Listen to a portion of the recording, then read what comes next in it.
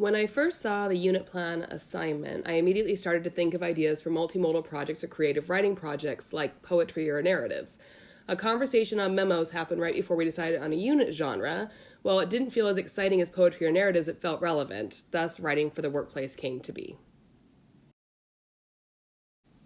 So why writing for the workplace? I found myself on a rather long walk down memory lane back to applying for my first job at 15. I had to write a resume up for the application and quickly found that I had no idea how to do that. While I eventually completed it, it was frustrating and confusing because a resume looked nothing like I had been asked for in my English classes. Students today are going to either be applying for jobs during high school or will be applying for jobs after high school. At some point, they're going to have to interact with workplace writing. It seems a given that it would be a beneficial unit for students, and hopefully they won't have to experience the same frustration and confusion that I experienced. Instead, the unit is structured to cover necessary skills with substantial in-class support. Teaching resumes was a given. It seemed natural to then work on cover letters since those are typically tied so closely to resumes.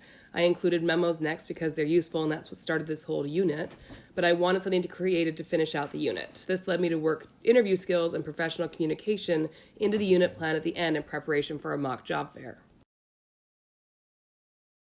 The unit's culminating activity is a mock job fair where students will interview and evaluate each other. This gives them the opportunity to put to use the knowledge they have gained about body language, professional language, handshakes, appearance, etc. This will help provide a little bit of context and experience for students for interview skills in the future. Students will also submit for their main grade a portfolio of work that includes their final resumes, cover letters, memos, and interview questions. They will also include rough drafts, peer review sheets, progress reports that they'll have turned into me throughout the unit, and a reflection letter. The reflection letter will be written in class on the final day of the unit and will address their individual experience.